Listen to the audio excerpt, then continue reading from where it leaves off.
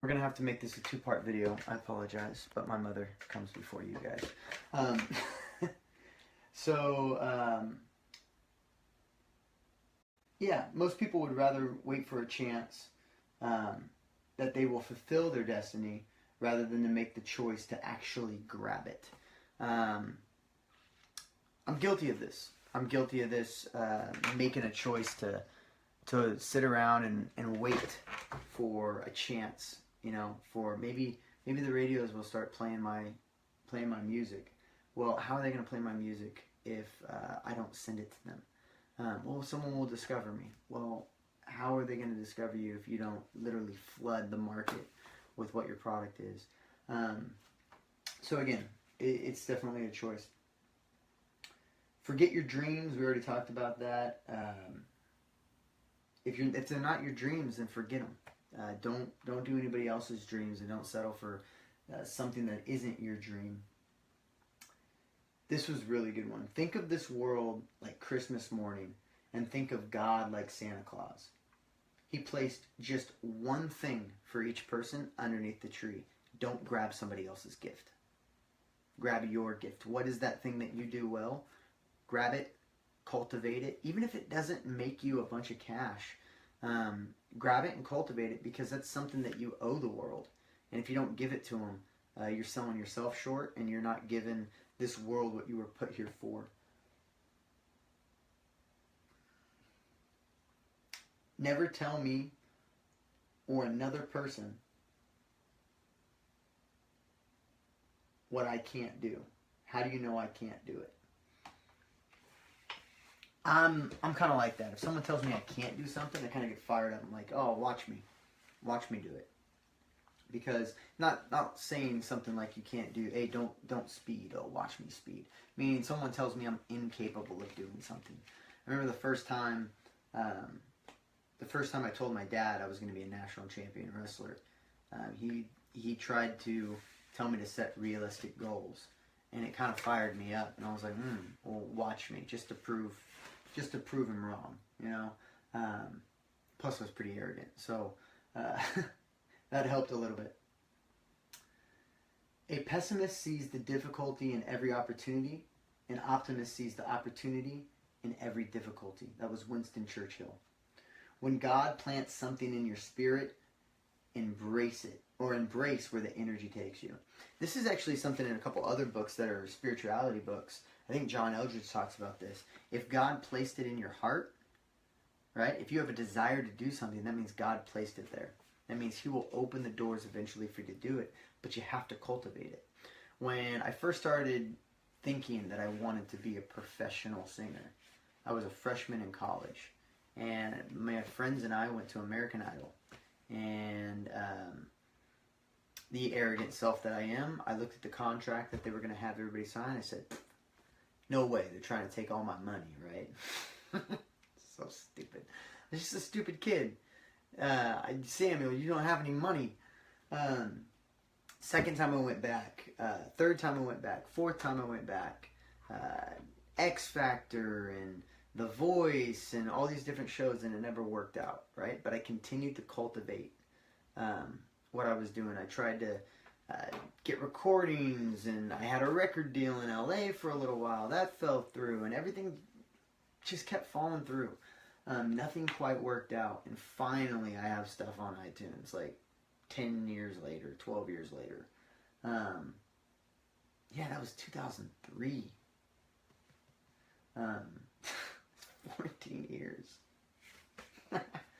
It's been 14 years that I've been cultivating this, right? But you have to see, you have to see the opportunity in every obstacle. And two, I know that it's put in my heart for a reason. I have to embrace wherever that takes me. Even if I end up homeless, living somewhere in San Francisco on the street, I gotta embrace where this takes me, because it's too strong of a feeling not to follow it. If I had, and this is him talking, if I had gone the safe route, I might have screwed up the great plans that God had for me. He's done some really amazing things with his life, and has brought himself to a great position of having some money and a family, and living in New York and being basically a celebrity. And man, if he would have taken the safe route, if he would have just stuck to dealing drugs and took the easy money quick, right? The quick money is the easy stuff instead of the long game. Gary Vaynerchuk always talks about the micro and the macro. The micro is here, but I'm thinking about the macro, right? I don't want quick cash now. I want a legacy of what I'm leaving behind to people. I don't want the micro, I want the macro. Regardless of how you choose to spend your next 10 years, you don't get a redo. That's stuff I think we all know. They're not really highly prolific quotes. Nichols, what's going on? They're not really prolific quotes in the fact that we haven't heard them before, but they're nice reminders. Every loss contains a seed or a lesson to be learned. That was Malcolm X, but he's, again, Samuel Zamiri in the Fish That Ate the Whale, the book that I did 2 weeks ago. Same thing. A lot of these authors just repeat the same things. And that was a Russian Jew from Russia, saying the exact same thing as an African American guy from the South, right? So again, all these things correlate regardless of sex, race, ethnicity, geographical location. This one was just funny. If you're feeling ugly, ask yourself, yeah, but what's my however? The first thing, sorry, I got a phone call. The first thing that I thought of was, I'm short, but however. So he talks about his big head. He's like, I got a big head, but however, what is your however? Again, it's all about perception and how you're going to see yourself. If you see yourself as disadvantaged, you will be disadvantaged. If you see yourself as a victim, you're going to be a victim. If you see yourself as advantaged and privileged and chosen and God sent and all the above, that's why he names himself Charlamain the God. He legally changed his name to that because he wants to keep that in the forefront of his mind. I am a God. Nothing can stop me from being successful. I really like that about him. This was great. Put the weed in the bag first. I'm not a weed smoker. I have friends who are, but I thought this was hilarious. If you can't do the small things, then you will never be a larger player. You can't be the mafia king if you can't put the weed in the bag.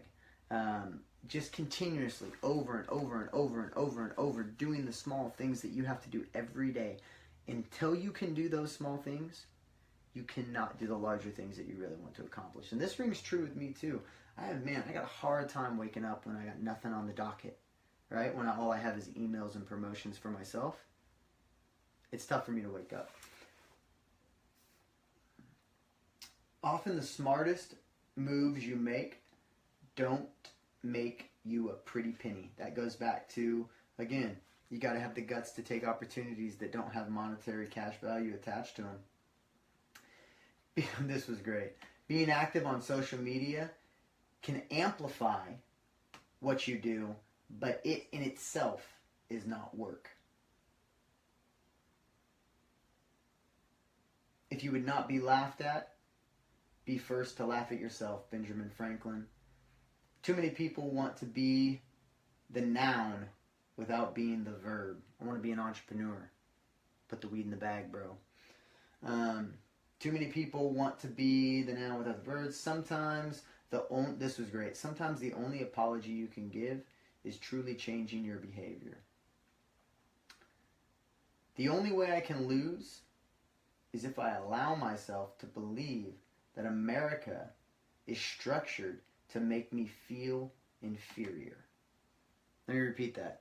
The only way you can lose is to allow yourself to believe that America is structured to make you feel inferior. That's the only way you can lose. And that's not according to me. That's according to Charlamain the God. I feel like a clown shoe every time I call him the God. I'm confident that every man and woman is equal in the eyes of God. This was the spirit behind the book. The spirit behind the book, Black Privilege, is to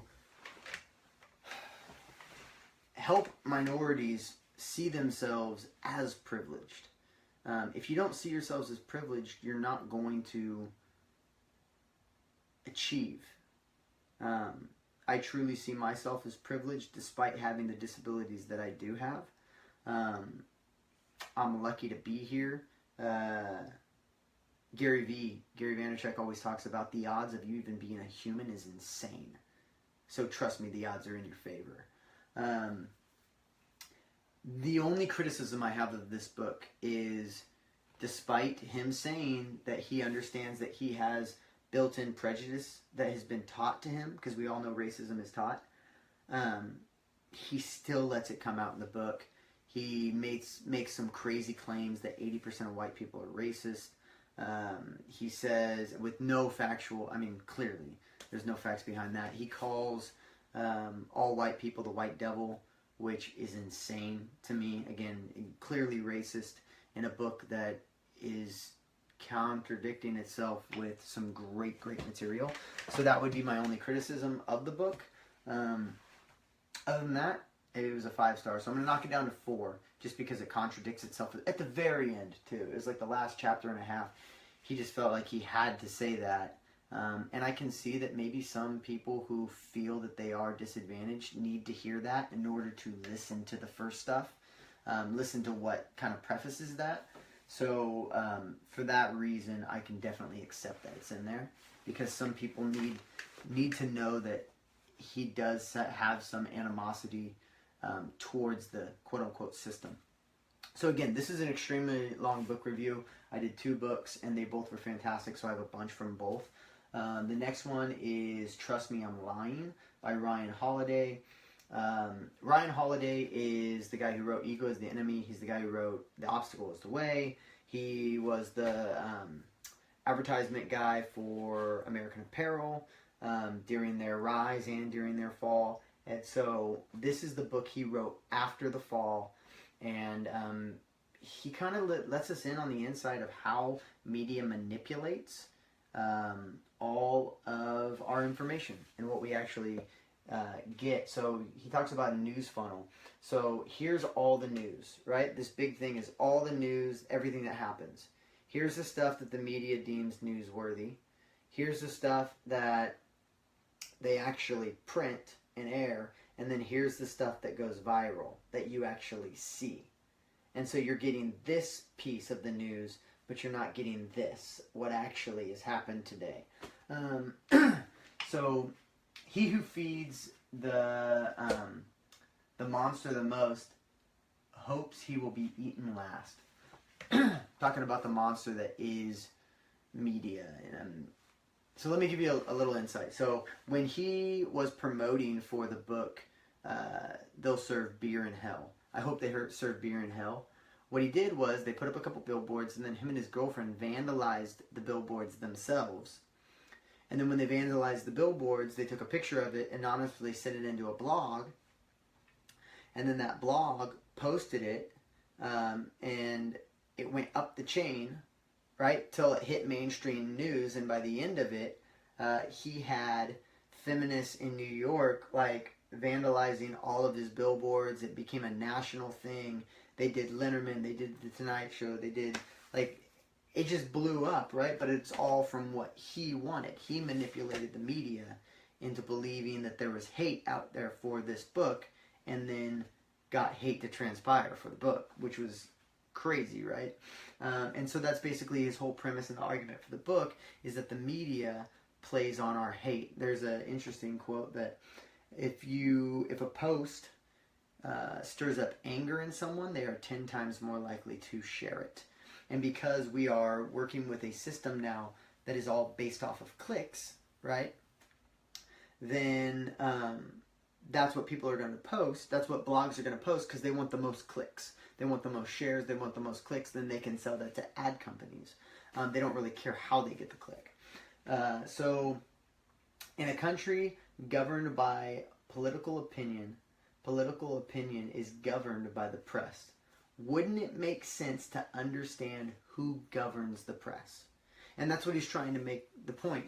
The point is that advertisement people, they govern the press. They manipulate it. They manipulate it through false stories in blogs that generate clicks that move their way up to literally mainstream stories that are literally not true, or conflated to the point that they're just designed to project outrage. You can trade up the chain for charity, or you can trade up the chain for murder. He talks about trading up the chain for charity. He manipulated the media into picking up one of his buddy's charities on Kickstarter, and manipulated small blogs to post about it until the Washington Post picked it up and it was a story on NBC. And again, this is just all stuff that he's doing with one simple email from an anonymous account to a blogger. And he's able to literally manipulate something and make millions of dollars for a charity. And so he's making the point that he could do this for either charity or he could do it for murder. And he brings up a couple instances where people have lost their lives on stories that were generated that were not true. Again, I don't know. It's so hard for me to watch the news these days because I have no clue, left or right, what is true and what's not true. We're being manipulated, and the news is being manipulated by blogs and viral content, and it's a very interesting topic, especially right now. So anything goes in the den of thieves. So when you're living in this reality of only clicks matter, anything really does go. It just matters if you're first. If you're first, that's what really matters. He talks about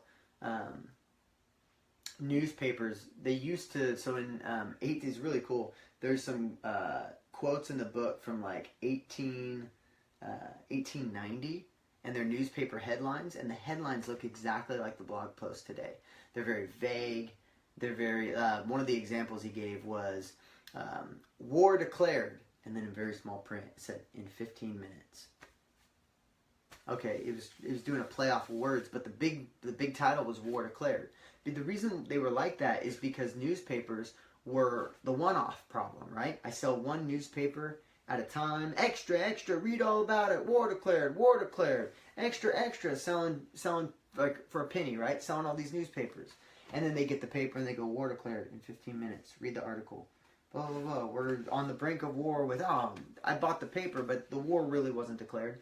Well, what changed all that, right? What changed all that was subscriptions. So I think it was the New York Times started a subscription service, and it kind of got people off of this one-off problem where, hey, we don't have to have crazy headlines. They're already subscribed on the monthly deal. Let's just put actually what's on the news, and we'll be the people that we trust.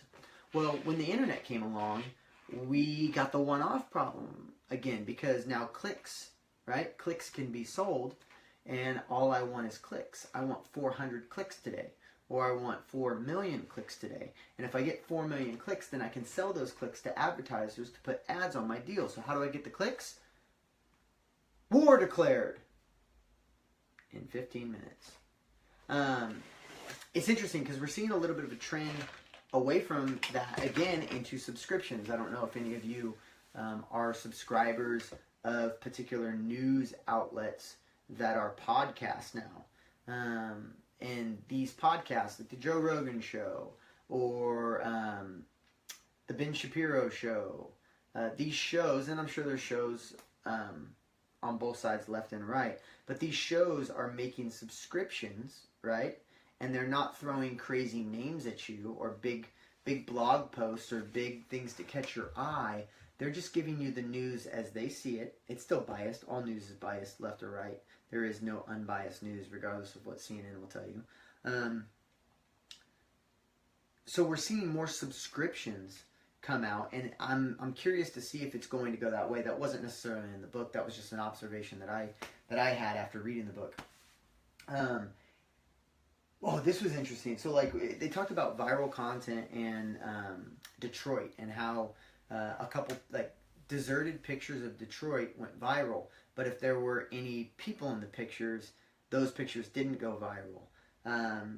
And it just speaks to our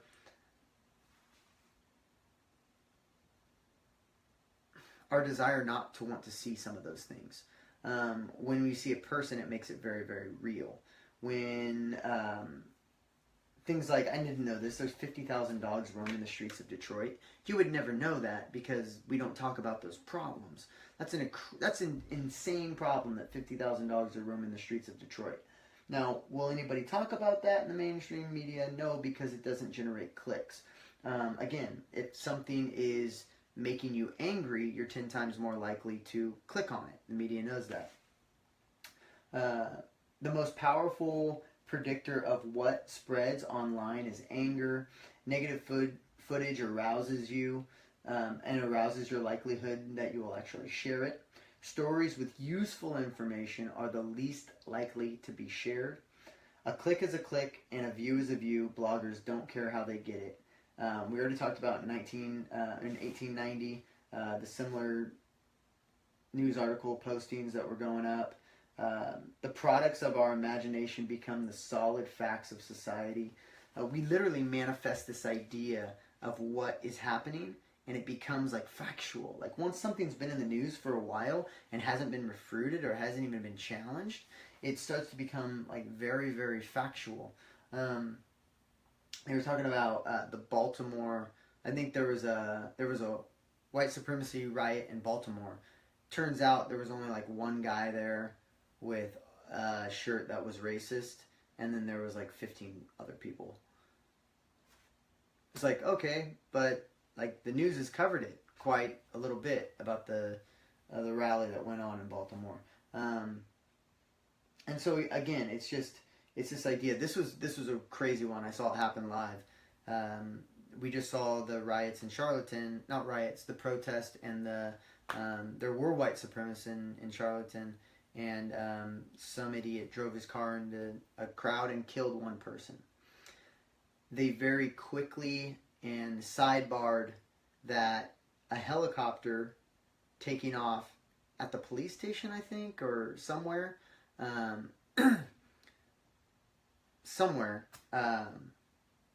crashed and 2 officers died. They added that to the total of deaths in the incident. It was very weird.